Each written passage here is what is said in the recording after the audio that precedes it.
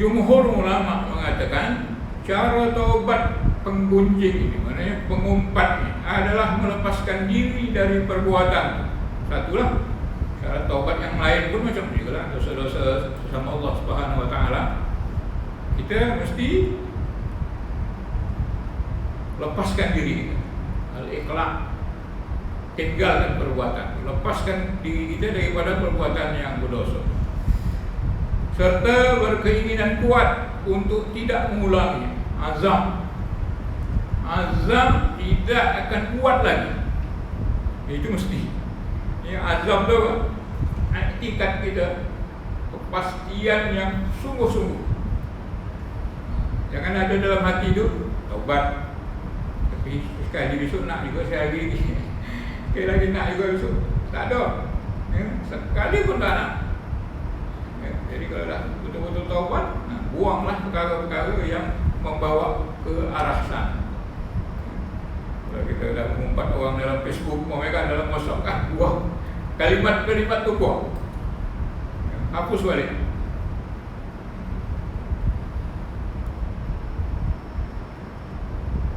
Apakah disyaratkan ada berikutnya yang khas untuk kesalahan kita sesama manusia? Meminta maaf dari orang yang pernah diumpat tu. Apakah syaratnya datang rumah dia minta ampun, minta maaf? Maka itu khilaf ulama dalam masalah. Ada beberapa pendapat ulama. Ada yang berpandangan tidak disyaratkan untuk meminta maaf. Sebab jika orang yang pernah diumpat tadi itu mengetahuinya, boleh saja terjadi perkara yang lebih merasakan sakit.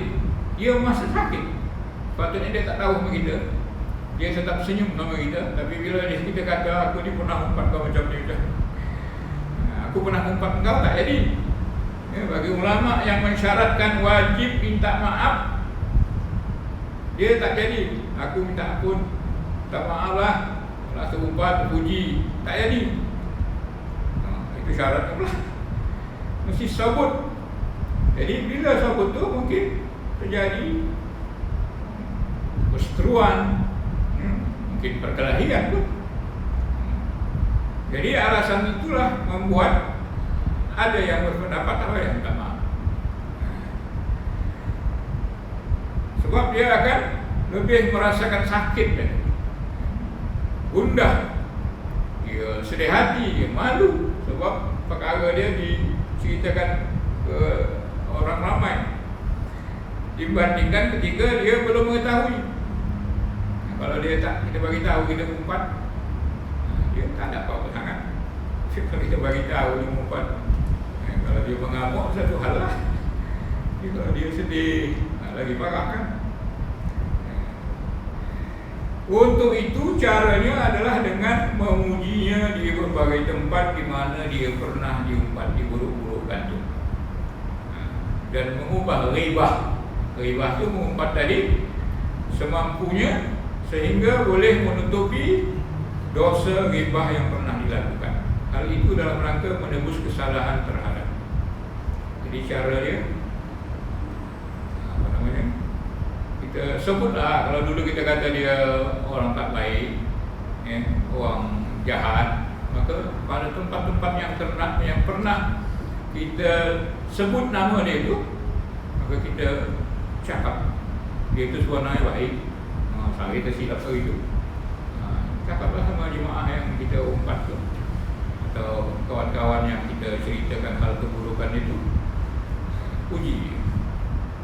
Kemudian jangan lupa doakan dia, istighfar, astagfirullah li wa lahu,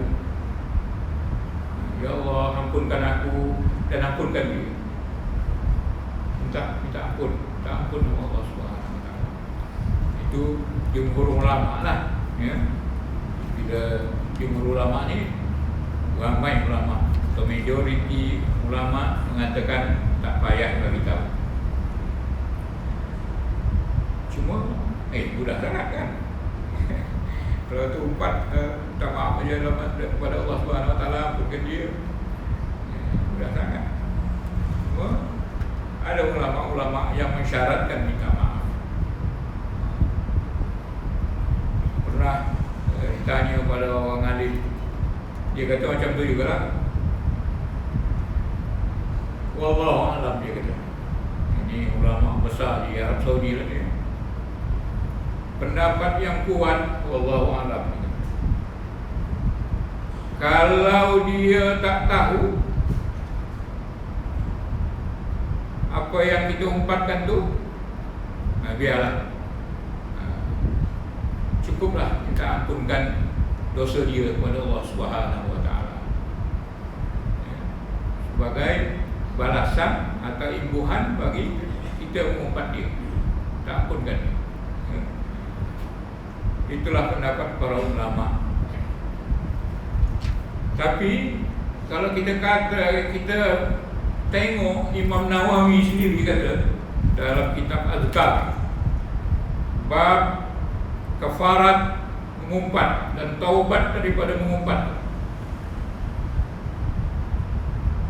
Siapa, ketahuilah, kata Imam Nawawi, siapa yang melakukan maksiat wajib bersegera bertaubat daripada maksiat.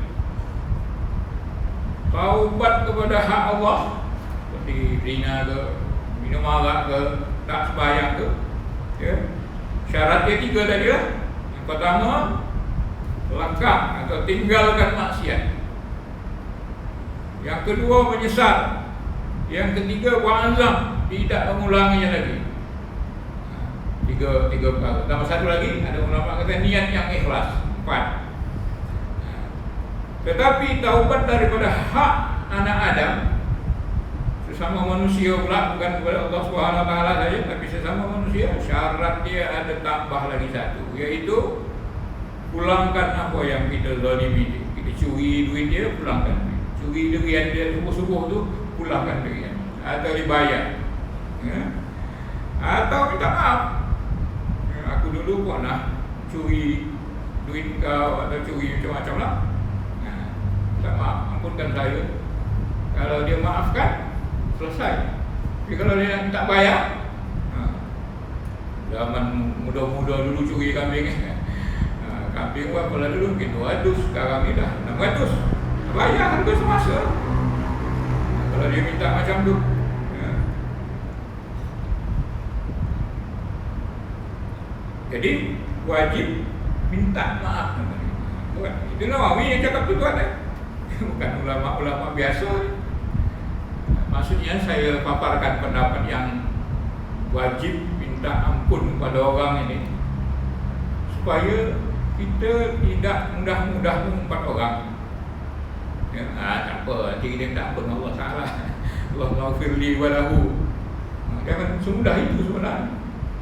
Sebab itu pendapat lah, pendapat majoriti ulama je lah. Tapi ada pendapat yang mengatakan macam, bahkan Imam Nawawi sendiri, Imam besar mazhab Syafi'i. Jadi ribah ini adalah hak manusia, dia kata, dan mestilah minta halalkan apa yang diumpatkan itu.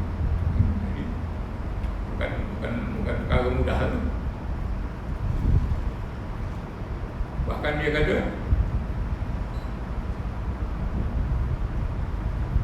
sahabat Syafi'i kata,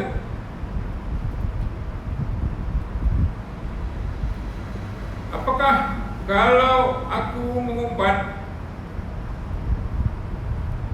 mesti terangkan apa yang diumpatkan tadi? Detail kan? Aku mengumpat kau macam tu aja kan? Atau aku mengumpat kau macam ni. Ada 2 pendapat di kalangan mazhab Syafi'i. Yang pertama, wajib diterangkan. Bukan? Wajib diterangkan apa yang kita umpat. Kalau tidak diterangkan, lam yasih, tidak sah. Ya, sebab dia serupa dengan meminta mengambil harta yang dia tidak ketahui, ya, curi. Yang kedua, tidak disyaratkan.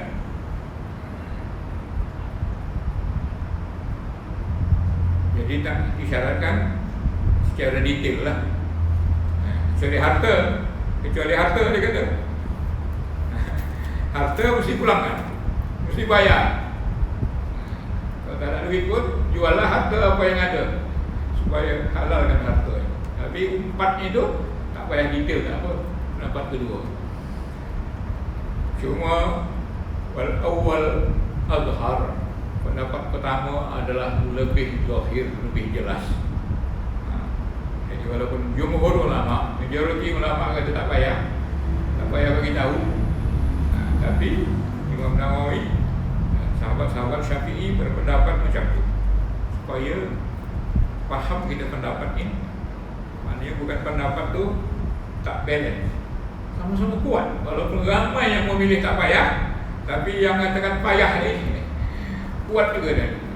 Ini hak manusia. Jadi terpulang lah. Tengok keadaan lah. Kalau tidaknya berat sangat, tak jadi berkelahi, tak jadi berseteru dan mengaibkan dia merasa malu dan macam-macam. Maknanya mudarat dia ringan. Kalau ringan ya mudarat dia, bahaya dia, datanglah. Tapi kalau besar sangat, tak payah. Kecuali dia dah mati ya. Orang yang kita umpat tu dah mati, atau jauh yang tak mungkin kita hubungi lagi. Sekarang handphone ada, WhatsApp ada. Ini jauh ni cerita ulama-ulama dulu ni. Ya, tak ada WhatsApp, tak ada handphone. Ini sekarang dunia tanpa sepadan. Ya, macam cakap tu lah rumah. Jadi macam itulah bahayanya kita bila mengumpat. Tapi kalau dah meninggal macam mana? Maka dah meninggal, kita tak tahu waris yang pun apa segala itu, maka itulah yang doa kan. Ya, kalau ada harta yang kita ambil itu, sedekahkan harta sebanyak yang kita ambil itu, sedekahkan semua orang untuk fisabilillah, ya, untuk masjid ke atau yang lain-lain.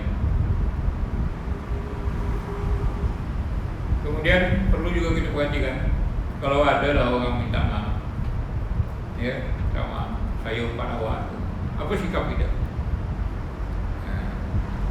Disunatkan kita memaafkan. Disunatkan, tidak wajib. Maknanya kalau kita tak nak, maka tetaplah dia berdosa. Tapi kita sebagai apa nama tu, innamal mu'minuna ikhwah tu kan, kita disunatkan muakkad. Sunat muakkad memaafkan, tapi tidak wajib. Jadi hati-hatilah, dosa mengumpat ni berat juga dia, walaupun cara dia boleh macam tu je. Wallahu a'lam bishawab. Tapi apapun tuan-tuan, dosa mengumpat tu adalah besar. Ya, kalau ikut pendapat pertama tadi, kita tak buat, maka besok di akhirat jangan tertanya-tanya kita jadi orang yang muflis. Apa yang muflis? Pahala puasa, sembahyang, haji, zakat kita letih-letih buat ni semua ni, bagi ke dia, bayar cash di akhirat besok. Sehingga kita tak ada bekalan apa lagi, ya. Pahala-pahala kita semua bagi ke dia, sesuai dengan banyak sikit umpatan tu lah, ya. Atau malunya dia, kita permalukan dia, banyaknya, besarnya aib dia, maka banyaklah hutang kita bayar ke dia. Jadi muflis lah kita. Kalau pahala banyak, kalau pahala tak ada, apa nak bayar? Maka Allah Ta'ala ambil dosa dia, kumpulkan dosa-dosa itu, dibomkan ke kepala kita. Na'udzubillah. Jadi tuan-tuan, ambil berat, ya, ambil berat. Jangan budayakan umpat-umpat ni, ya, apalagi zaman moden sekarang ni, bagaimana saya sebut lagi tu kan, dalam WhatsApp, dalam Facebook dan sebagainya. Allahu a'lam bishawab.